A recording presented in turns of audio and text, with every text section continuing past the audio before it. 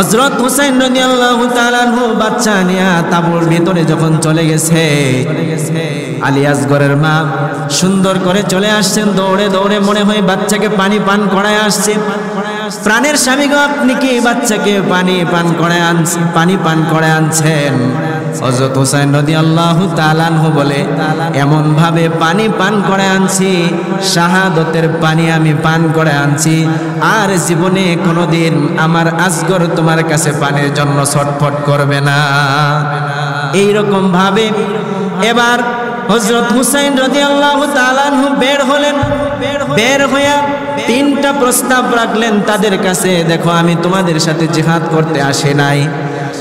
এক নাম্বার প্রস্তাবটা ছিল, কিতাবের মধ্যে লেখেন, আমাকে এখান থেকে ফিরে যেতে যাও দামেস্কের মধ্যে গিয়ে, আমি ইয়াজিদের সাথে কথা বলবো, আমি নবীর নাতি, আমি যদি বুঝাই তাহলে হইতে পারে ইয়াজিদ আমার কথাগুলা বুঝবে। দ্বিতীয় নাম্বার প্রস্তাব যেটা লিখেছিল, হতে আমাকে তোমরা ছেড়ে দাও, আমি অন্য একটা এলাকার মধ্যে যাব, অন্য এলাকার মধ্যে গিয়া দিনের দাওয়াত দিতে থাকবো। আর তৃতীয় নাম্বার প্রস্তাব রেখেছিল, যেহেতু আমি তোমাদের সাথে যুদ্ধ করতে আসি নাই, আমাকে তোমরা এখান থেকে আমার পরিবার সহ আমার বাড়ি পর্যন্ত চলে যাওয়ার মতো ব্যবস্থা করে দাও। কিন্তু আমার বন্ধুগণ এই তিনটা প্রস্তাবের কোনো প্রস্তাব তারা মানে নাই। উবাইদুল্লাহ বিন জিয়াদের বাহিনী এমন ভাবে বলতে লাগলো, হতে পারে হয়তো তুমি ইয়াজিদকে খলিফা হিসেবে মানো, না হলে আমাদের সাথে যুদ্ধে লিপ্ত হও। এই দুইটা অপশনের একটা অপশন গ্রহণ করা ব্যতীত তোমাকে এখান থেকে চলে যেতে দেওয়া হবে না। এক নাম্বার অপশন হয়তো যে খলিফা হিসেবে ইয়াজিদকে মানো, না হয় তুমি আমাদের সাথে যুদ্ধে ঝাঁপাইয়া পড়ো।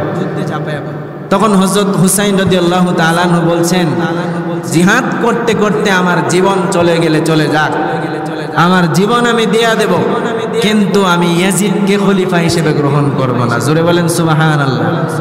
উনি 4000 সৈন্যের ভিতরে উনি দ্বিতীয় অপশনটাই বেছে নিলেন। উনি 4000 সৈন্যের সাথে জিহাদের জন্য বের হয়ে গেলেন। এমন ভাবে জিহাদ করতে লাগলো, শুরু হয়ে গেল। 4000 সৈন্যের মাঝখানে উনি বীর বিক্রমে উনি যুদ্ধ শুরু করলেন। কিন্তু আমার বন্ধুগণ, একজন মানুষ 4000 মানুষের সাথে কিভাবে জিহাদ করবেন? কিন্তু আমার বন্ধুগণ এই কষ্টটাকে তিনি নিজের মতন করে নিলেন।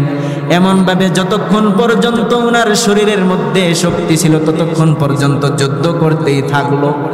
একটা পর্যায়ে দেখা গেল বাহিনীরা এমন ভাবে তীর মারতে শুরু করলো, এমন ভাবে তলোয়ার দিয়ে এমন ভাবে মারতে লাগলো, মারতে মারতে এক পর্যায়ে জমিনের মধ্যে শোয়ায় দিল। হযরত হুসাইন রাদিয়াল্লাহু তাআলা আনহু বলে, এই ইয়াজিদের বাহিনী, একটু কি মায়া লাগে না রে আমার জন্য? আমি হলাম নবীর নাতি, আমি হলাম আল্লাহর বাগ, হযরত আলী রাদিয়াল্লাহু তাআলা আনহুর ছেলে, আমি হলাম খাতুনে জান্নাত হযরতে ফাতিমা রাদিয়াল্লাহু তাআলা আনহুর ছেলে। তোমাদের কি একটু মায়া লাগে না? তোমরা আমার উপর কি একটু রহম করতে পারো না?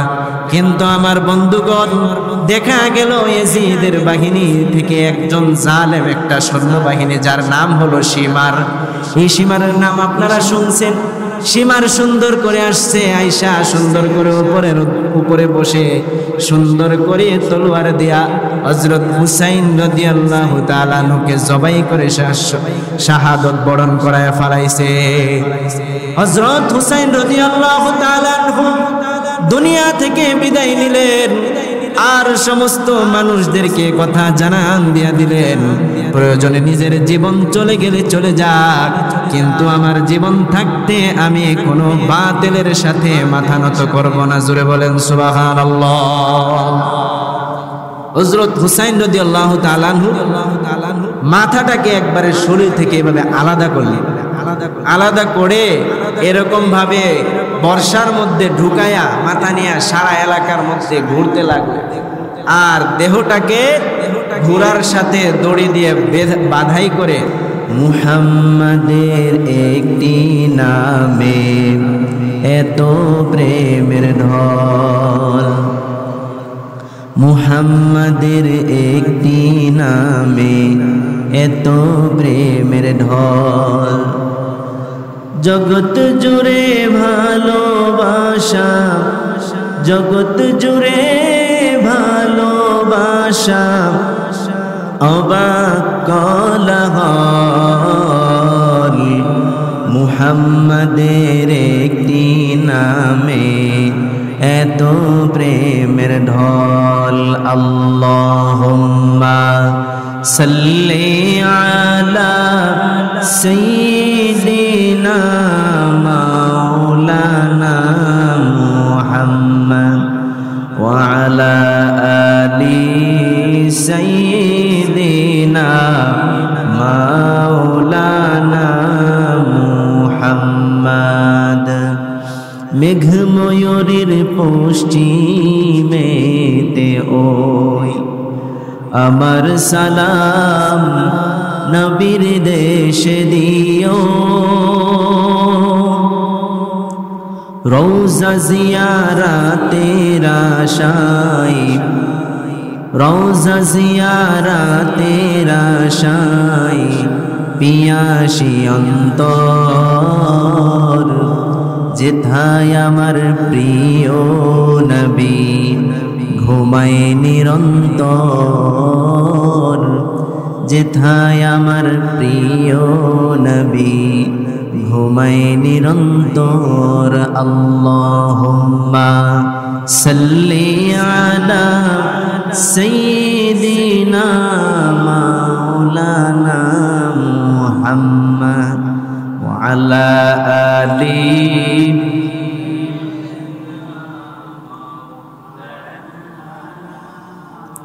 সবাই বলুন বালাগাল উলা বিকামালিহি কাশাফাদ দুজা বিজামালিহি হাসুনাত জামিউ খিসালিহি সাল্লু আলাইহি ওয়া আলিহি।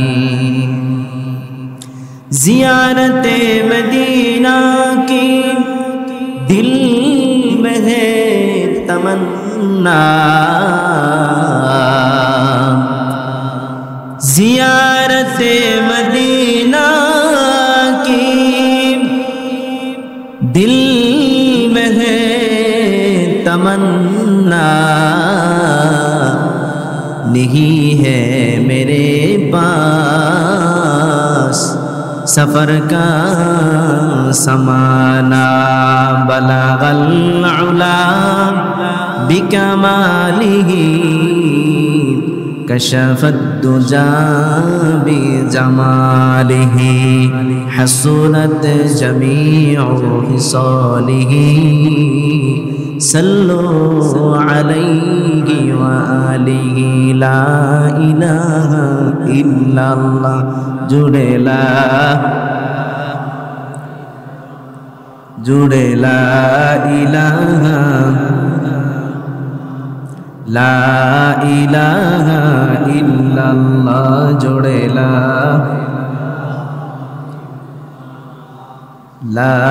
इलाहा इल्लल्लाह ला इलाहा इल्लल्लाह जुड़े ला इलाहा इल्लल्लाह ला इलाहा इल्लल्लाह ला इलाहा इल्लल्लाह मुहम्मदुर रसूलुल्लाह सल्लल्लाहु अलैहि वसल्लम। মহিয়ান গরিয়ান রব্বুল আলামিন আল্লাহ সুবহানাহু ওয়া তাআলার দরবারে আলিশানে লক্ষ কোটি শুকরিয়া আদায় করছি যে মহান মালিক আমাকে আপনাকে প্রতি সপ্তাহের ন্যায় আজকের দিনেও সপ্তাহের সবচাইতে মর্যাদা সম্পন্ন এবং গুরুত্বপূর্ণ জুমার দিনে জুমার নামাজ পড়ার উদ্দেশ্যে এবং এর পূর্ব লগ্নে কোরআন এবং হাদিস থেকে কিছু আলোচনা শোনার জন্য পৃথিবীর সর্বোৎকৃষ্ট স্থান আল্লাহর পছন্দনীয় জায়গা আল্লাহর পবিত্র ঘরে আগে ভাগেই আসার বসার তৌফিক দান করেছেন। এজন্য মহান মালিকের দরবারে শুকরিয়া আদায় করে হৃদয়ের সবটুকু ভালোবাসা আবেগ অনুভূতি উজাড় করে দিয়ে মহান রব্বুল আলামিনের দরবারে আলিশানে সকলে এক বাক্যে উচ্চ আওয়াজে জোরে সোরে বলছি আলহামদুলিল্লাহ, আরো জোরে আলহামদুলিল্লাহ। লক্ষ কোটি দুরূদ সালাম বর্ষিত হোক আল্লাহ সৃষ্টি প্রধান আকর্ষণ বিশ্বসভা সভাপতি, যাকে কেন্দ্র করে সারা পৃথিবীর আয়োজন করা হয়েছে, আমার আপনার নবী, নবী আকরাম, নবী মুকাররম, রাহমাতুল লিল আলামিন নবী জনাব মুহাম্মদুর রাসূলুল্লাহ সাল্লাল্লাহু আলাইহি ওয়াসাল্লামের উপর সকলে জোরে পড়েন সাল্লাল্লাহু আলাইহি ওয়াসাল্লাম। সম্মানিত হাজিরিন, আমরা গত জুমায় মুহররম মাসের করণীয় বর্জনীয় এবং মুহররম মাসের আমল সম্পর্কে আমরা আলোচনা শুনেছিলাম। বর্তমানে চলছে মুহররম মাস। এই মুহররম মাসের যেই আশুরার দিনে একটি মর্মান্তিক ঘটনা ঘটে গেছে। কারবালার প্রান্তরে যে হুসাইন রাদিয়াল্লাহু তাআলা আনহু শাহাদাত বরণ করলেন, এই যে এক মর্মান্তিক এক ইতিহাস, এটা আমি আপনাদেরকে শোনাইতে পারি নাই। গত বছর ঠিক এই সময়টাতে আমাদের দেশের মধ্যে অন্যরকম এক পরিস্থিতি ছিল। গত বছরে আলোচনা হয়েছে মুহররম মাসের করণীয় বর্জনীয় সম্পর্কে। ঘুরে ফিরে আমাদের একই আলোচনা, আমরা জানা বিষয়গুলো আবার নতুন করে জানি। ঠিক তেমনি ভাবে গত বছর আমরা ঠিক এই সময়টাতে আমরা আলোচনা করেছিলাম অন্যায়ভাবে মানুষ হত্যার অপরাধ এবং যুগে যুগে জালেমদেরকে আল্লাহ রাব্বুল আলামিন কিভাবে ধ্বংস করেছে এ সম্পর্কে আমরা আলোচনা শুনেছিলাম। আলোচনাটা ইন্টারনেটে আছে। এখন আপনাদের সামনে যেহেতু সুযোগ আছে, এজন্য আমাদের আবেগ আশা আকাঙ্ক্ষা থাকে আমরা এই বিষয়ে জানি, ইতিহাস সম্পর্কে আমরা কিছু জানতে চাই। সেটা হলো কারবালার প্রান্তরের যে ঘটে যাওয়া মর্মান্তিক পূর্ণ যে ঘটনা। হযরত হুসাইন রাদিয়াল্লাহু তাআলা আনহু তার ৭২ জন সদস্য সহ যে কারবালার প্রান্তরে শাহাদাত বরণ করলেন ইয়াজিদের বাহিনীর হাতে, সেই আলোচনাটা আমাদের শোনার সকলেরই মনের ভিতরে আবেগ আশা আকাঙ্ক্ষা থাকে। এজন্য সংক্ষিপ্ত সময়ে যতটুকু সম্ভব ইনশাআল্লাহ এটা নিয়ে আলোচনা করার চেষ্টা করব। আল্লাহর নবী সাল্লাল্লাহু আলাইহি ওয়াসাল্লামকে মহান রব্বুল আলামিন জাহালিয়াতের যুগে যখন মানুষের ভিতরে হৃদ্যতা, ভালোবাসা বলতে, মায়া মমতা বলতে কোনো কিছুই ছিল না, সব কিছু একবারে বিশৃঙ্খলাপূর্ণ ছিল, তখন আল্লাহ রাব্বুল আলামিন মানুষদেরকে হেদায়েতের জন্য এবং অসভ্য মানুষদেরকে সভ্য করার লক্ষ্যে আল্লাহ রাব্বুল আলামিন নবী সাল্লাল্লাহু আলাইহি ওয়াসাল্লামকে পৃথিবীর মধ্যে রাসূল হিসেবে প্রেরণ করলেন। জোরে বলেন সুবহানাল্লাহ। আমার বন্ধুগণ, আল্লাহ রাব্বুল ইজ্জত ওয়াল জালাল মানুষদেরকে এমন ভাবে জাহালাতের যুগে, আমার বন্ধুগণ, মানুষগুলা যখন পথে হারা দিশেহারা হয়ে আছে, মানুষদেরকে পথ প্রদর্শনের জন্য আল্লাহ রাব্বুল আলামিন মুহাম্মদুর রাসূলুল্লাহ সাল্লাল্লাহু আলাইহি ওয়াসাল্লামকে রহমত স্বরূপ দুনিয়ার মধ্যে পাঠিয়েছেন। জোরে বলেন সুবহানাল্লাহ। ওয়ামা আরসালনাকা ইল্লা রাহমাতাল লিল আলামিন। জোরে বলুন আল্লাহু আকবার। আল্লাহ রাব্বুল আলামিন বলেন, ওগো নবীজি, আমি আপনাকে সারা পৃথিবীবাসীর জন্য রহমত স্বরূপ বানায় দিলাম। আমার বন্ধুগণ, নবী যখন দুনিয়ার মধ্যে চলে আসলেন, এমন সময় এলাকার মধ্যে নবী সুন্দর সমস্ত ব্যবস্থাপনা করলেন। নবী আমার বন্ধুগণ খেলাফত নামে একটা ব্যবস্থা, রাজ ব্যবস্থা করলেন। এলাকার মানুষগুলা কেমন ভাবে চলবে, এখানের মধ্যে ধর্ম বর্ণের কোনো পার্থক্য নাই। আমার বন্ধুগণ, মুসলমান, হিন্দু, বৌদ্ধ, খ্রিস্টান সহ কাফের, মুশরিক সমস্ত মানুষ জনমানব কল্যাণের স্বার্থে, মানব কল্যাণের স্বার্থে নবীজি খেলাফত কায়েম করলেন। এমন একটা নিয়ম ব্যবস্থা করলেন যেখানের মধ্যে কোনো মানুষের মধ্যে কোনো ভেদাভেদ নাই, সমস্ত মানুষগুলার ন্যায্য অধিকার পাবে এমন একটা রাষ্ট্র ব্যবস্থা নবীজি কায়েম করলেন। এভাবে চলছে 61তম হিজরি। আমার বন্ধুগণ, অনেক কালের আবর্তনে অনেক ঘটনা, অনেক কিছু ঘটে গেছে নবীজির ওয়াফাতের পরে। নবীজি যখন দুনিয়া থেকে বিদায় নিয়ে গেলেন, এখানের মধ্যে অনেক কথা রয়েছে, কিন্তু সময় সংক্ষিপ্ত থাকার কারণে মেইন কিছু কথাগুলা বলবো। আমার বন্ধুগণ, নবীর ওয়াফাতের পরে নবী সাল্লাল্লাহু আলাইহি ওয়াসাল্লাম নবীজি মারা গেলেন সোমবার দিনে, কিন্তু নবীর দেহ দাফন করা হয় নাই। নবীর দেহ দাফন করা হয়েছে আরো 2 দিন পরে বুধবার দিনে। এই 2 দিন পর্যন্ত সাহাবায়ে কিরামদের মাঝে মতানৈক্য শুরু হয়ে গেল।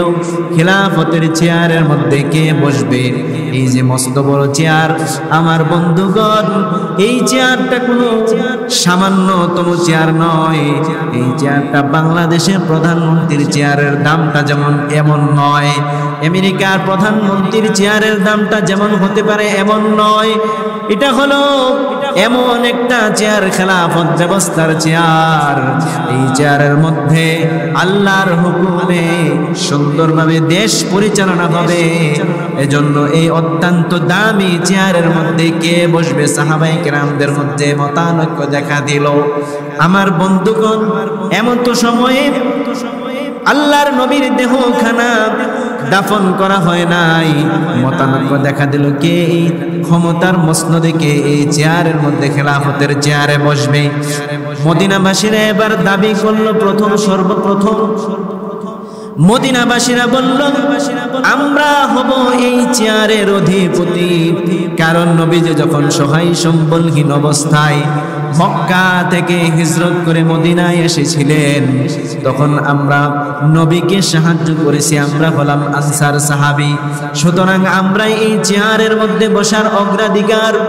আমার বন্ধুগণ, আরেক পাশে অন্য আরেক দল বলল, আমরা এখানের মধ্যে বসার অগ্রাধিকার রাখি। মাঝখান দিয়ে হযরত আবু বকর সিদ্দিক রাদিয়াল্লাহু তাআলা দাঁড়ায় গেলেন। দাঁড়ায় গিয়া হাদিস বললেন, আল আইম্মাতু কুরাইশিন। হযরত আবু বকর রাদিয়াল্লাহু তাআলা বলেন, আমি নবী থেকে হাদিস শুনেছি, কুরাইশ বংশ থেকে, নবীর বংশ থেকে নেতা হবে। সবাই এক কথাই মেনে নিল। আবু বকর রাদিয়াল্লাহু তাআলা আনহুর কথা শুনে সবাই এই কথা মেনে নিল। এবার সবাই পরামর্শ করে বিভিন্ন ঘটনা, বিভিন্ন তথ্য অনুসারে দেখা গেল নবীজি সাল্লাল্লাহু আলাইহি ওয়াসাল্লাম সমস্ত অভিযান সহ সমস্ত গুরুত্বপূর্ণ বিষয়গুলোর মধ্যে সব সময় হযরত আবু বকর রাদিয়াল্লাহু তাআলা আনহুকে সব সময় অগ্রাধিকার দিয়েছেন। সাহাবায়ে কেরাম এবার পরামর্শ ক্রমে হযরত আবু বকর রাদিয়াল্লাহু তাআলা আনহুকে খেলাফতের চেয়ারে বসায় দিয়েছে। জোরে বলেন সুবহানাল্লাহ। খেলাফতের চেয়ারে হযরত আবু বকর রাদিয়াল্লাহু তাআলা আনহু বসলেন। খলিফাতুল মুসলিমিন হযরত আবু বকর রাদিয়াল্লাহু তাআলা আনহু এরকম ভাবে প্রায় 2 বছর পর্যন্ত রাষ্ট্র পরিচালনা করলেন। সুন্দরভাবে 2টা বছর রাষ্ট্র পরিচালনা করলেন। হযরত আবু বকর রাদিয়াল্লাহু তাআলা আনহু যখন দুনিয়া থেকে বিদায় নিলেন, শাহাদাত বরণ করলেন, আমার বন্ধুগণ এখন মতানৈক্য দেখা দিয়েছে এই চেয়ারের মধ্যে কে বসবে, এবার খলিফা কে হবে। সাহাবায়ে কেরামরা মতবিরোধ করলো। অনেক বড় বড় সাহাবায়ে কেরামের নাম চলে এসেছে। হযরত উমর রাদিয়াল্লাহু তাআলা আনহুর নাম আসলো, হযরত আব্দুর রহমান ইবনে আউফের নাম চলে এসেছে, সবার নাম চলে এলো। কিন্তু আমার বন্ধুগণ সবাই মিলে হযরত উমর রাদিয়াল্লাহু তাআলা আনহুকে খেলাফতের চেয়ারে বসায় দিয়েছে। জোরে বলেন সুবহানাল্লাহ। পর্যায়ক্রমে হযরত উমর রাদিয়াল্লাহু তাআলা আনহু 10 বছর রাষ্ট্র যখন পরিচালনা করলেন। আমার বন্ধুগণ, এখানের ভিতরে কিন্তু অনেক ঘটনা আছে, মেইন কথাগুলো শুনে যাচ্ছি। হযরত উমর রাদিয়াল্লাহু তাআলা আনহু খেলাফত প্রায় 10 বছর পর্যন্ত রাষ্ট্র পরিচালনা করলেন। এরপরে যখন কাফের মুশরিকরা হযরত উমর রাদিয়াল্লাহু তাআলা আনহুকে শহীদ করে দিলেন, সাইয়্যিদুনা হযরত উমর রাদিয়াল্লাহু তাআলা আনহু শাহাদাত বরণ করলেন। এমত মুহূর্তে আবার মতানৈক্য দেখা দিল, কে এই খেলাফতের চেয়ারে বসবে, কে খেলাফতের অধিপতি হবে, খলিফা কে হবে। এমন সময় অনেক সাহাবীর নাম চলে এসেছে। এগুলো ইতিহাসের কথা, আমার বন্ধুগণ খেয়াল করে শুনবেন। মুরব্বী সাহাবীদের নাম আসলো, উসমান রাদিয়াল্লাহু তাআলা আনহুর নাম এসেছে। আশরায়ে মুবাশশারার সুসংবাদ প্রাপ্ত জ্ঞানী গুণী সাহাবী, জলিলুল কদর সাহাবী হযরত আব্দুর রহমান ইবনে আউফ রাদিয়াল্লাহু তাআলা আনহুর নাম চলে এসেছে। আমার বন্ধুগণ সবাই মিলে পরামর্শ করলো কে এই চেয়ারের মধ্যে বসবে। এখানের মধ্যে আমার বন্ধুগণ আগের জমানার মধ্যে এখানের মধ্যে একটা কথা আছে, হযরত উসমান রাদিয়াল্লাহু তাআলা আনহু তো বসার কথা, কারণ হযরত উসমান রাদিয়াল্লাহু তাআলা আনহু হলো নবীর 2 মেয়ের জামাতা, জিন্নুসমান জিন্নুরাইন। উসমান রাদিয়াল্লাহু তাআলা আনহু হলেন নবীর 2 মেয়ের জামাতা, কথাই নাই নবীর জামাই হবে চেয়ারের মালিক। কিন্তু আমার বন্ধুগণ আগের জমানার মধ্যে এই সিস্টেম ছিল না।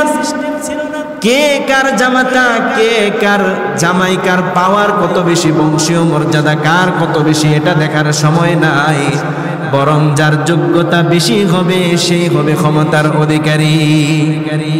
সবাই মিলে পরামর্শ করে প্রস্তাব পেশ করলেন হযরত আব্দুর রহমান ইবনে আউফ রাদিয়াল্লাহু তাআলা আনহু। আব্দুর রহমান ইবনে আউফ রাদিয়াল্লাহু তাআলা আনহু তিনি বলেন, আমি দায়িত্ব ছেড়ে দিলাম, আমি আমার ভাই হযরত উসমান রাদিয়াল্লাহু তাআলা আনহু খেলাফতের অধিপতি বানায় দিলাম। জোরে বলেন সুবহানাল্লাহ। এবার 3 নাম্বার জেনারেশন চলে এলো। হযরত উসমান রাদিয়াল্লাহু তাআলা আনহু খলিফা নিযুক্ত হলেন।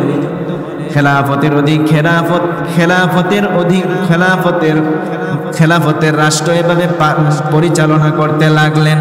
দেখা গেল ঘটনাক্রমে হযরত উসমান রাদিয়াল্লাহু তাআলা আনহু এবার শাহাদাত বরণ করলেন। এরপর আবার পরামর্শক্রমে অনেক সাহাবীদের নাম চলে আসলো। এবার মতানৈক্য দেখা দিল, কে হবে এই খেলাফতের অধিকারী। অনেক সাহাবীর নাম চলে আসছে। কাতিবে ওহী হযরতে আমিরে মুআবিয়ার নাম চলে আসলো, কিন্তু উনি বললেন কাতিবে ওহী যিনি নাকি কোরআনুল কারীমটাকে লিপিবদ্ধ করে রেখেছে। নবীর উপর আয়াত নাজিল হয়েছে, নবীর উপর আয়াত নাজিল হলো যে কোরআনটাকে এমন ভাবে লিপিবদ্ধ রেখেছে, হযরতে আমিরে মুআবিয়ার নাম চলে এসেছে। কিন্তু আমার বন্ধুগণ হযরত আমিরে মুআবিয়া রাদিয়াল্লাহু তাআলা আনহু বলেন, আমি হযরতে আলীকে আমার এই দায়িত্ব দিয়ে দিলাম। জোরে বলেন সুবহানাল্লাহ। পরামর্শক্রমে হযরত আলী রাদিয়াল্লাহু তাআলা আনহুর নাম আসলো। তারপরে আলী রাদিয়াল্লাহু তাআলা আনহু এবার খেলাফতের চেয়ারের মধ্যে বসলেন। আলী রাদিয়াল্লাহু তাআলা আনহু পর্যায়ক্রমে এবার খেলাফতের রাষ্ট্র পরিচালনা করতে লাগলেন। আলী রাদিয়াল্লাহু তাআলা আনহু দেখা গেল একটা সময় হযরত আলী রাদিয়াল্লাহু তাআলা আনহু শাহাদাত বরণ করলেন। প্রিয় ভাইরা আমার, এই কথাগুলা খেয়াল করে শুনেন, খুব মনোযোগ দিয়ে শুনেন। যখন আমরা কথা বলি তখন একটা তরজে থাকে, এই লড়াচড়ি, পাঙ্খা বন্ধ, লাইট বন্ধ এগুলা করলে ব্রেন উল্টাই যায়। এর জন্য সবাই একবারে মনোযোগ দিয়ে কথাগুলো শুনেন। খেলাফত ইতিহাস, এই ইতিহাস আমরা জানি না, ইতিহাসটা জানার দরকার।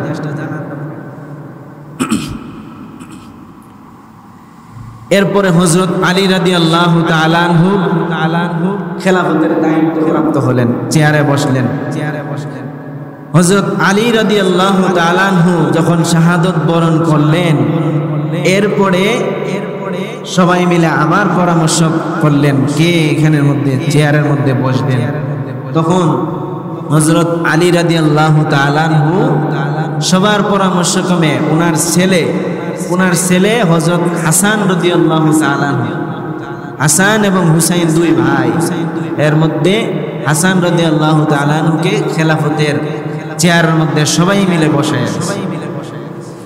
হাসান রাদিয়াল্লাহু তাআলা আনহু এখানের মধ্যে উনি 3 মাস দায়িত্ব পালন করছেন। 3 মাস দায়িত্ব পালন করার পরে উনি বললেন যে আমার দ্বারা এই দায়িত্ব পালন করা সম্ভব না, আপনারা অন্য কাউকে বানান, কারণ এই দায়িত্ব অনেক কঠিন দায়িত্ব, এগুলা অনেক আমানতদারিতার সাথে পালন করতে হয়। উনি বললেন আমি এই দায়িত্ব পালন করতে পারবো না, আপনারা আরেকজনকে বসায় দেন। এখন তো দেখা যায় এই ক্ষমতা পাওয়ার জন্য আমরা কত প্রকার পন্থা অবলম্বন করি, কারণ এই রাজনীতির মধ্যে যারা প্রবেশ করে এই সমস্ত ক্ষমতা পায়া গেলে দেখা গেছে ফকিন্নির ছেলেও কয়েকদিন পরে কোটিপতি, ঠিক কিনা বলেন? কিন্তু আমার বন্ধুগণ, সাহাবায়ে কিরামের মধ্যে এমনটা ছিল না। সাহাবায়ে কিরামে বিষয়টা খেয়াল রাখতেন, মাথার মধ্যে বিষয়টা খেয়াল করত, যদি আমি মারা যাই তাহলে আমার হিসাব আমি নিজে দিয়ে দেব, কিন্তু যখন আমি রাষ্ট্রের ক্ষমতা নিয়ে মারা যাব তখন আমার একার ক্ষমতা তো দিতে হবে না, একার দায়িত্বগুলা, একার কথা একজনের হিসাব দিলে চলবে না, বরং সারা এলাকার হিসাব আমাকে দিতে হবে। এজন্য সাহাবায়ে কেরাম অত সহজে দায়িত্বগুলা নিতেন না। সাহাবায়ে কেরামদেরকে জোর করে এভাবে দায়িত্বগুলা দিয়ে দেওয়া হতো। এবার আমার বন্ধুগণ, হযরত হাসান রাদিয়াল্লাহু তাআলা আনহু 3 মাস পরে নিজেই রিজাইন দিয়ে দিলেন দায়িত্ব থেকে। এরপর সবার পরামর্শ ক্রমে অত্যন্ত জলিলুল কদর সাহাবী হযরত আমিরে মুআবিয়া রাদিয়াল্লাহু তাআলা আনহুকে ক্ষমতার চেয়ারের মধ্যে বসানো হলো। উনি প্রায় 20 বছর পর্যন্ত এমন ভাবে দায়িত্ব পালন করলেন। এই হযরত আমিরে মুআবিয়া যিনি নাকি ইয়াজিদের বাবা ছিলেন, এই যে ইয়াজিদের বাবা হলেন হযরত আমিরে মুআবিয়া রাদিয়াল্লাহু তাআলা আনহু। প্রায় 20 বছর পর্যন্ত টানা এভাবে দায়িত্ব পালন করলেন। 20 বছর পর্যন্ত দায়িত্ব পালন করার পরে হযরত মুআবিয়া রাদিয়াল্লাহু তাআলা আনহু একটু বয়স যখন বেড়ে আসলেন, এবার চিন্তা করলেন একজন খলিফা আমি চলে যাওয়ার আগে বানিয়ে যাওয়া দরকার। সমস্ত সাহাবায়ে কিরামদের সাথে পরামর্শ করলেন, সবাই মত দিয়ে দিলেন আপনি চলে যাওয়ার আগে তাহলে একজন খলিফা বানিয়ে যান। আমার বন্ধুগণ, হযরত মুআবিয়া রাদিয়াল্লাহু তাআলা আনহু পরামর্শ ক্রমে দেখলেন অনেকের নাম চলে এসেছে, এর মধ্যে একজনের নাম আসছে যিনি হলেন ইয়াজিদ ইবনে মুআবিয়া। এখান থেকে সূত্রপাত গন্ডগোল শুরু হয়ে গেল। ইয়াজিদ এমন পাপিষ্ঠ ছিল, নর্তকী নিয়া জানা বিবিচার নিয়ে লিপ্ত থাকতো, কিন্তু তার ভিতরে রাষ্ট্র পরিচালনা করার বিশাল যোগ্যতা ছিল। আমার বন্ধুগণ, রাষ্ট্র পরিচালনা করা একটা বিষয় আর সে পাপিষ্ঠ এটা অন্য বিষয়। কিন্তু সে পাপিষ্ঠ হওয়ার পরেও যেহেতু তার ভিতরে রাষ্ট্র পরিচালনা করার যোগ্যতা ছিল, এজন্য সবার পরামর্শ ক্রমে এই খিলাফতের চেয়ারের মধ্যে এবার ইয়াজিদ ইবনে মুআবিয়াকে বসায়া দেওয়া হলো। ইয়াজিদ ইবনে মুআবিয়াকে যখন খিলাফতের চেয়ারে বসানো হলো, ইয়াজিদ এবার খলিফা নিযুক্ত হয়ে গেছে। ইয়াজিদ ক্ষমতায় বসার পরে এলাকার মানুষ 2 ভাগে বিভক্ত হয়ে গেছে। নবী দৌহিত্র হযরত হুসাইন এখনো জীবিত আছে, এর মধ্যে একটা পাপিষ্ঠকে কেমন করে চেয়ারের মধ্যে বসানো হয়। এক পক্ষ হয়ে গেল হযরত হুসাইন রাদিয়াল্লাহু তাআলা আনহুর পক্ষে, দ্বিতীয় পক্ষ ইয়াজিদের পক্ষে পক্ষ নিল। এক পক্ষ বলে আমরা ইয়াজিদকে মানব না, ইয়াজিদ হলো জিনাকার, মদখোর, চরিত্রহীন একটা পাপিষ্ঠ, ইয়াজিদকে আমরা মানতে পারি না। আমরা হুসাইন রাদিয়াল্লাহু তাআলা আনহুর হাতে বায়াত গ্রহণ করব। আমার বন্ধুগণ, এই ব্যাপারে হযরত হুসাইন রাদিয়াল্লাহু তাআলা আনহু পর্যন্ত বললেন, এই ইয়াজিদকে কখনোই খলিফা হিসেবে মানা যায় না, যার চরিত্রের কোনো ঠিক ঠিকানা নাই, নর্তকীদের সাথে এমন ভাবে খারাপের মধ্যে লিপ্ত থাকে, ইয়াজিদকে খলিফা মানা সম্ভব নয়। আমার বন্ধুগণ, অপর দিক থেকে কুফা থেকে চিঠি আসতে থাকলো, কুফা থেকে চিঠি আসতে থাকলো হযরত হুসাইন রাদিয়াল্লাহু তাআলা আনহুর কাছে। হযরত হুসাইন রাদিয়াল্লাহু তাআলা আনহুকে বলেন, আপনি আমাদের কাছে চলে আসুন, আমরা আপনার হাতে বায়াত গ্রহণ করব, আপনাকে খলিফা হিসেবে নিযুক্ত করব। এমন ভাবে এখান থেকে ইতিহাসের মধ্যে গন্ডগোল পাক শুরু হয়ে গেছে। হযরত হুসাইন রাদিয়াল্লাহু তাআলা আনহু সমস্ত মুরব্বী সাহাবীদেরকে জমায়েত করলেন।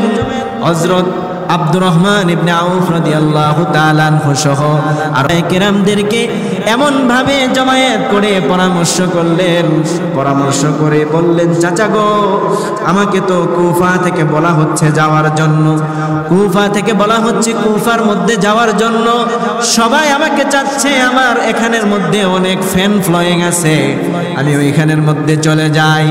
আমার বন্ধুগণ, হযরত আব্দুর রহমান ইবনে আউফ রাদিয়াল্লাহু তাআলা আনহু বলেন, ভাতিজা, ওইখানের মধ্যে তুমি যাবা না। ডাইরেক্ট নিষেধ করলেন। উনি বললেন, কুফার মানুষ সম্পর্কে আমার ধারণা আছে, ভালো করে জানি, মানুষগুলা বেশি সুবিধার না, তুমি এখানের মধ্যে চলে গেলে হতে পারে একটা গ্যাঞ্জাম পাকায়া দিবে, তোমার ওইখানের মধ্যে যাওয়ার প্রয়োজন নাই। কিন্তু আমার বন্ধুগণ, হযরত হুসাইন রাদিয়াল্লাহু তাআলা আনহু, ওনার চাচাতো ভাই হযরত, ইতিহাসের কিতাবের মধ্যে লেখা আছে, মুসলিম ইবনে আকিল ওনার চাচাতো ভাইকে কুফার মধ্যে পাঠিয়ে দিলেন, কুফার অবস্থার পর্যবেক্ষণ করার জন্য। তখন তো আর ফেসবুক ছিল না, তখন তো আর ইন্টারনেট ছিল না, সময়ে মুহূর্তে মুহূর্তে এলাকার খবর সম্পর্কে অবগত হওয়া সম্ভব ছিল না। একটা এলাকার ঘটনা সম্পর্কে জানতে নিম্নত পক্ষে 15-20 দিন সময় লাগতো। এজন্য আগে থেকে হযরত মুসলিম ইবনে আকিল রাদিয়াল্লাহু তাআলা আনহু ওনার চাচাতো ভাইকে পাঠিয়ে দিলেন। উনি এবার কুফার মধ্যে চলে গেলেন। কুফার মধ্যে গিয়ে অবস্থার পর্যবেক্ষণ করলেন। কুফাবাসী সবার সুন্দরভাবে তাকে ইস্তেকবাল জানালেন। মুসলিম বিন আকিলকে এবার বাসায় বাসায় দাওয়াত করে খাওয়ানো হয়, দেশি মুরগি খাওয়ানো হয়, বড় বড় ভিআইপি খানাগুলা খাওয়ানো হয়। সবাই মিলে মুসলিম বিন আকিলের মুরিদ হয়ে গেল। মুসলিম বিন আকিল এই ঘটনা দেখে হুসাইন রাদিয়াল্লাহু তাআলা আনহুকে চিঠি লিখলেন, ভাই আপনি তাড়াতাড়ি চলে আসুন, কুফাবাসীরা আপনাকে চায়, সবাই আপনাকে চায়, এখানে আপনার অনেক ফ্যান ফলোয়িং আছে, আপনি তাড়াতাড়ি চলে আসেন, কোনো টেনশন নাই, আপনি তাড়াতাড়ি চলে আসেন। আমার বন্ধুগণ, ইতিমধ্যে হযরত হুসাইন রাদিয়াল্লাহু তাআলা আনহু তার পরিবারের 72 জন সদস্যকে নিয়ে, ভাতিজা ভাগ্নি এমন ভাবে, মহিলাদেরকে সহ সবাইকে নিয়ে এমন ভাবে, ছেলে স্ত্রী সহ সবাইকে নিয়ে চললেন কুফার উদ্দেশ্যে। আমার বন্ধুগণ, উনি প্রতিমধ্যে আছেন। এমন সময় এই ঘটনা যখন শুনতে পেল ইয়াজিদের নিযুক্ত প্রাপ্ত গভর্নর উবাইদুল্লাহ ইবনে জিয়াদ, তৎকালীন যুগে কুফার গভর্নর, ইয়াজিদের নিয়োগপ্রাপ্ত গভর্নর উবাইদুল্লাহ বিন জিয়াদ এই কথা, এই খবর কানে শুনতে পেল। এলাকার মধ্যে হুসাইন রাদিয়াল্লাহু তাআলা আনহু আসতেছেন, সঙ্গে সঙ্গে চিঠি লিখলো ইয়াজিদের কাছে, আপনার এলাকার মধ্যে নবী দৌহিত্র হযরত হুসাইন চলে আসতেছে। এই খবর পাওয়ার পরে হযরত ইয়াজিদ এবার বললেন, প্রয়োজনে মানুষের ঝাঁকে ঝাঁকে তুমি লাশ ফালাইতে থাকো, কাতারে কাতারে কাটতে থাকো, কিন্তু আমার ক্ষমতার চেয়ারের যাতে কোনো ক্ষতি না হয়, তাড়াতাড়ি তুমি যেমনি পারো হুসাইনকে তুমি প্রতিহত করতে থাকো। ইয়াজিদ চিঠি লিখে আদেশ করলেন উবাইদুল্লাহ জিয়াদকে, যে যেভাবে পারো, পারলে মানুষের কাতার ফালায় দাও, পাখির মতো মানুষকে হত্যা করো প্রয়োজনে, কিন্তু আমার ক্ষমতার যাতে কোনো সমস্যা না হয়। এরপরে উবাইদুল্লাহ বিন জিয়াদ তার সৈন্যবাহিনী নিয়ে এই মুসলিম বিন আকিল এর কাছে চলে গেলেন।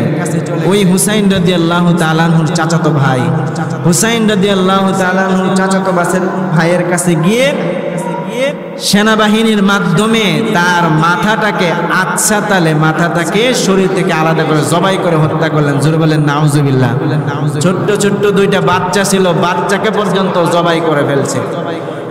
এই ঘটনা দেখার পরে এবার সমস্ত মানুষগুলা মুসলিম বিন আকিলের পক্ষে ছিল, সবাই এবার হুসাইন রাদিয়াল্লাহু তাআলা আনহুর চাচাতো ভাইয়ের পক্ষে ছিল।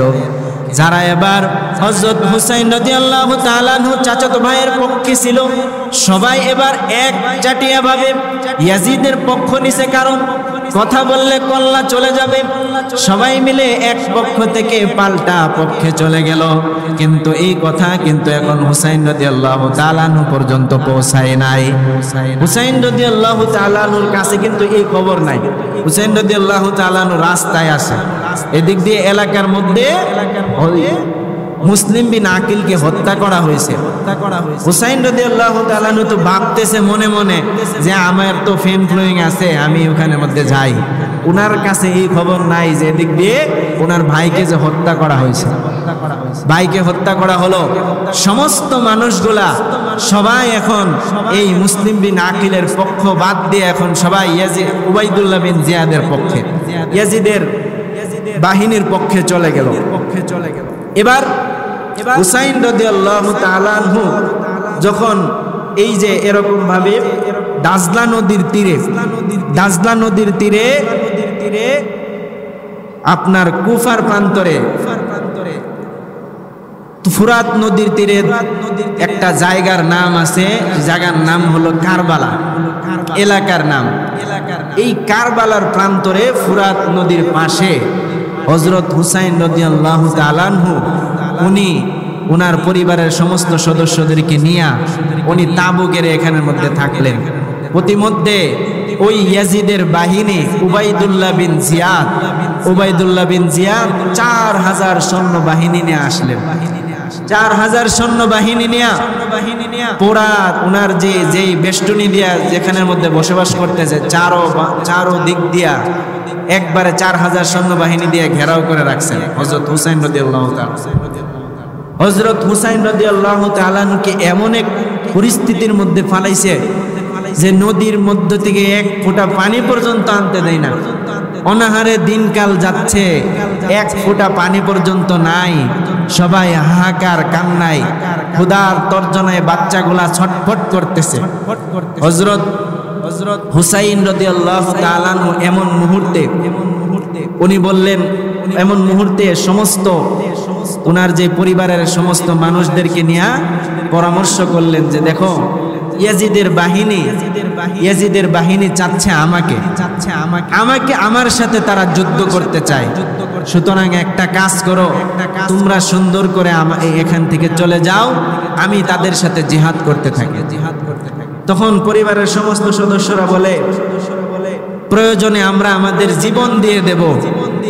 আমরা কিয়ামতের ময়দানে নবীকে কি জবাব দিব যে ওই এখানের মধ্যে আমরা এই কঠিন পরিস্থিতির মধ্যে 4000 সৈন্যের হাতে আপনাকে একা ফেলে রেখে, নবী দৌহিত্রকে ফেলে রেখে আমরা চলে আসছি, কি জবাবটা আমরা দেব? সুতরাং আমরা আপনাকে এখানে একা ফেলে রেখে চলে যেতে পারি না, আমরাও আপনার সাথে থাকব। এমন মুহূর্তের মধ্যে, এমন কঠিনতম মুহূর্তে হযরত হুসাইন রাদিয়াল্লাহু তাআলা আনহুর ছোট্ট একটা শিশু আলী আসগর, আমার বন্ধুগণ, 6 মাসের শিশু বাচ্চা, তার কোনো প্রকার খাবারের ব্যবস্থা নাই, পানির কোনো ব্যবস্থা নাই, অসহায় আমার বন্ধুগণ। হযরত হুসাইন রাদিয়াল্লাহু তাআলা আনহু স্ত্রী বলতেছে, তারা কি আপনাকে একটু পানি পর্যন্ত দিচ্ছে না? এই যে দেখেন আলী আসগর পানির পিপাসায় আজকে কয়েকটা দিন হয়ে গেল ছটপট করতেছে, আপনি তাদের কাছে নিয়ে যান, নিয়ে দেখান আপনার সাথে তো কোনো শত্রুতা নাই। হযরত হুসাইন রাদিয়াল্লাহু তাআলা আনহু 6 মাসের শিশু আলী আসগরকে নিয়ে চলে গেলেন উবাইদুল্লাহ বিন জিয়াদের বাহিনীর কাছে। এমন ভাবে ছোট্ট বাচ্চাটাকে এভাবে উপরের মধ্যে ধরলেন, ধরে এমন ভাবে দেখাইলেন, এই ইয়াজিদের বাহিনী শত্রুতা থাকলে আমার সাথে আছে, আমার সাথে যুদ্ধ করো, আমার সাথে কথা বলো, যা বলার আমার সাথে করো। কিন্তু আমার এই ছোট্ট শিশুটা আজকে কয়েকটা দিন হয়ে গেছে, খাবারের পানি পর্যন্ত নাই। এ নদীর পানি কত কুকুরে খাচ্ছে, নদীর পানি কত জীবজন্তু পান করতেছে। তোমার কাছে আমি শুধুমাত্র একটু পানি চাই আমার এই বাচ্চার জন্য। কিন্তু আমার বন্ধুগণ, পিছন দিক থেকে একটা সৈন্য কে জানি একটা তীর বের করে সুন্দর করে হযরত হুসাইন রাদিয়াল্লাহু তাআলা আনহু আলী আসগরের বরাবর তাক করে এমন ভাবে ছুঁড়ে মারলেন, বুকটা ভেদ করে দিয়া পিঠ দিয়া বের হয়ে গেল। 6 মাসের শিশু শাহাদাত বরণ করে আল্লাহর জান্নাতে চলে গেছে। হযরত হুসাইন রাদিয়াল্লাহু তাআলা আনহু চিৎকার মেরে আল্লাহর কাছে দোয়া করতে লাগলেন, রব্বুল আলামিন, এটা যদি হয় তাহলে আমার ছেলে শাহাদাত বরণ করেছে। আমার বন্ধুগণ, হযরত হুসাইন রাদিয়াল্লাহু তাআলা আনহু ছোট্ট বাচ্চাকে নিয়ে চলে আসলেন। হৃদয়ে রক্তক্ষরণ হচ্ছে। 6 মাসের শিশু শাহাদাত বরণ করলো। এই হানাদার বাহিনী পানি পর্যন্ত দেয় নাই। হযরত হুসাইন রাদিয়াল্লাহু তাআলা আনহু বাচ্চা নিয়ে তাঁবুর ভিতরে যখন চলে গেছে, আলী আসগরের মা সুন্দর করে চলে আসছেন দৌড়ে দৌড়ে, মনে হয় বাচ্চাকে পানি পান করায় আসছে। প্রাণের স্বামী গো, আপনি কি বাচ্চাকে পানি পান করে আনছেন? হযরত হুসাইন রাদিয়াল্লাহু তাআলা আনহু বলে, এমন ভাবে পানি পান করে আনছি, শাহাদতের পানি আমি পান করে আনছি, আর জীবনে কোনোদিন আমার আসগর তোমার কাছে পানির জন্য ছটফট করবে না। এই রকম ভাবে এবার হযরত হুসাইন রাদিয়াল্লাহু তাআলা আনহু বের হলেন। বের হয়ে 3টা প্রস্তাব রাখলেন তাদের কাছে, দেখো আমি তোমাদের সাথে জিহাদ করতে আসি নাই। 1 নাম্বার প্রস্তাবটা ছিল, কিতাবের মধ্যে লেখেন, আমাকে এখান থেকে ফিরে যেতে যাও দামেস্কের মধ্যে গিয়ে, আমি ইয়াজিদের সাথে কথা বলবো, আমি নবীর নাতি, আমি যদি বুঝাই তাহলে হইতে পারে ইয়াজিদ আমার কথাগুলা বুঝবে। 2 নাম্বার প্রস্তাব যেটা লিখেছিল, হতে আমাকে তোমরা ছেড়ে দাও, আমি অন্য একটা এলাকার মধ্যে যাব, অন্য এলাকার মধ্যে গিয়া দিনের দাওয়াত দিতে থাকবো। আর 3 নাম্বার প্রস্তাব রেখেছিল, যেহেতু আমি তোমাদের সাথে যুদ্ধ করতে আসি নাই, আমাকে তোমরা এখান থেকে আমার পরিবার সহ আমার বাড়ি পর্যন্ত চলে যাওয়ার মতো ব্যবস্থা করে দাও। কিন্তু আমার বন্ধুগণ, এই 3টা প্রস্তাবের কোনো প্রস্তাব তারা মানে নাই। উবাইদুল্লাহ বিন জিয়াদের বাহিনী এমন ভাবে বলতে লাগলো, হতে পারে হয়তো তুমি ইয়াজিদকে খলিফা হিসেবে মানো, না হলে আমাদের সাথে যুদ্ধে লিপ্ত হও। এই 2টা অপশনের একটা অপশন গ্রহণ করা ব্যতীত তোমাকে এখান থেকে চলে যেতে দেওয়া হবে না। 1 নাম্বার অপশন হয়তো যে খলিফা হিসেবে ইয়াজিদকে মানো, না হয় তুমি আমাদের সাথে যুদ্ধে ঝাঁপাইয়া পড়ো। তখন হযরত হুসাইন রাদিয়াল্লাহু তাআলা আনহু বলছেন, জিহাদ করতে করতে আমার জীবন চলে গেলে চলে যাক, আমার জীবন আমি দেয়া দেব, কিন্তু আমি ইয়াজিদকে খলিফা হিসেবে গ্রহণ করব না। জোরে বলেন সুবহানাল্লাহ। উনি 4000 সৈন্যের ভিতরে উনি 2য় অপশনটাই বেছে নিলেন। উনি 4000 সৈন্যের সাথে জিহাদের জন্য বের হয়ে গেলেন। এমন ভাবে জিহাদ করতে লাগলো, শুরু হয়ে গেল। 4000 সৈন্যের মাঝখানে উনি বীর বিক্রমে উনি যুদ্ধ শুরু করলেন। কিন্তু আমার বন্ধুগণ, একজন মানুষ 4000 মানুষের সাথে কিভাবে জিহাদ করবেন? কিন্তু আমার বন্ধুগণ, এই কষ্টটাকে তিনি নিজের মতন করে নিলেন। এমন ভাবে যতক্ষণ পর্যন্ত ওনার শরীরের মধ্যে শক্তি ছিল ততক্ষণ পর্যন্ত যুদ্ধ করতেই থাকলো। একটা পর্যায়ে দেখা গেল বাহিনীরা এমন ভাবে তীর মারতে শুরু করলো, এমন ভাবে তলোয়ার দিয়ে এমন ভাবে মারতে লাগলো, মারতে মারতে এক পর্যায়ে জমিনের মধ্যে শোয়ায় দিল। হযরত হুসাইন রাদিয়াল্লাহু তাআলা আনহু বলে, এই ইয়াজিদের বাহিনী, একটু কি মায়া লাগে না রে আমার জন্য? আমি হলাম নবীর নাতি, আমি হলাম আল্লাহর বাগ, হযরত আলী রাদিয়াল্লাহু তাআলা আনহুর ছেলে, আমি হলাম খাতুনে জান্নাত। হযরতে ফাতিমা রাদিয়াল্লাহু তাআলা আনহুর ছেলে, তোমাদের কি একটু মায়া লাগে না? তোমরা আমার উপর কি একটু রহম করতে পারো না? কিন্তু আমার বন্ধুগণ, দেখা গেল ইয়াজিদের বাহিনী থেকে একজন জালেম, একটা সৈন্যবাহিনী যার নাম হলো শিমার। এই শিমারের নাম আপনারা শুনছেন। শিমার সুন্দর করে আসছে, আয়েশা সুন্দর করে উপরে বসে সুন্দর করে তলোয়ার দিয়া হযরত হুসাইন রাদিয়াল্লাহু তাআলা আনহুকে জবাই করে শাহাদত বরণ করায় ফেলাইছে।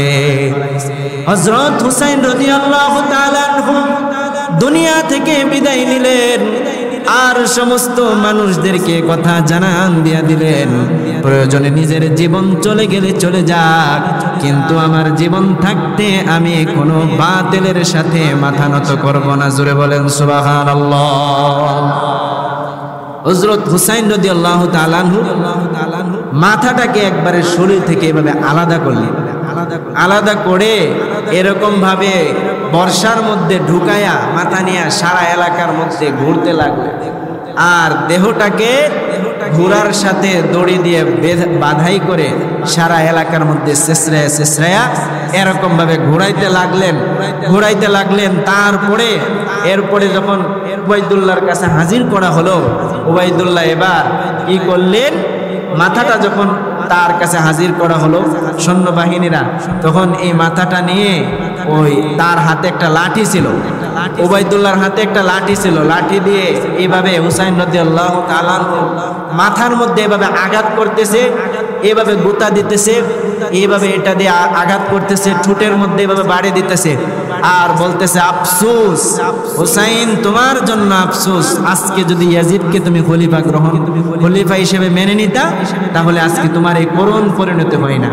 এরকম ভাবে ঠোঁটের মধ্যে যখন এভাবে লাঠি দিয়ে বাড়ি দিচ্ছে, তখন পাশে থাকা আরেকজন বৃদ্ধ সাহাবী যার নাম হলো যায়েদ রাদিয়াল্লাহু তাআলা আনহু, উনি দাঁড়ায় গেলেন, দাঁড়ায় বলেন, এই পাপিষ্ট, তোর আর এই বেয়াদবি আমার সহ্য হচ্ছে না।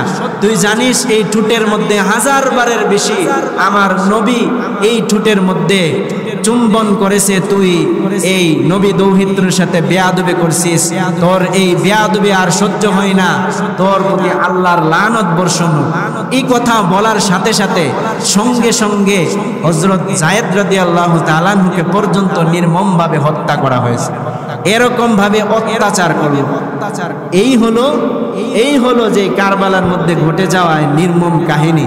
কিন্তু ইয়াজিদ, প্রিয় ভাইরা আমার, সংক্ষিপ্ত সময়, আর সময় নাই, আর 1 মিনিট। ইয়াজিদ এটার পক্ষে সরাসরি কোনো আদেশ করেছিল না যে হযরত হুসাইন রাদিয়াল্লাহু তাআলা আনহুকে এভাবে হত্যা করা হবে, কিন্তু হযরত হুসাইন রাদিয়াল্লাহু তাআলা আনহুর সাথে যে এইভাবে আচরণ করা হলো, ইয়াজিদ ক্ষমতায় থাকা সত্ত্বেও কোনো দুঃখ প্রকাশ করে নাই, আবার কোনো প্রকার বিচারও নেই নাই। মানে এরকম একটা পরিস্থিতি দেখা দিয়েছে যে মাছ ধরছি কিন্তু পানিও ছুঁইতেছি না। এরকম ভাবে হিকমত ভাবে, আশ্চর্যজনক ভাবে, রহস্যময়ী ভাবে হযরত হুসাইন রাদিয়াল্লাহু তাআলা আনহু আর ৭২ জন সদস্যরা এরকম ভাবে কারবালার প্রান্তরে শাহাদত বরণ করে। প্রিয় ভাইয়েরা আমার, এই ইতিহাসগুলো আমাদের জানা দরকার, যেহেতু এটা আলোচনার সুযোগ হয় নাই কখনো, এজন্য আপনাদেরকে শুনাইছি। আল্লাহ তাআলা আমাদের সবাইকে সব সময়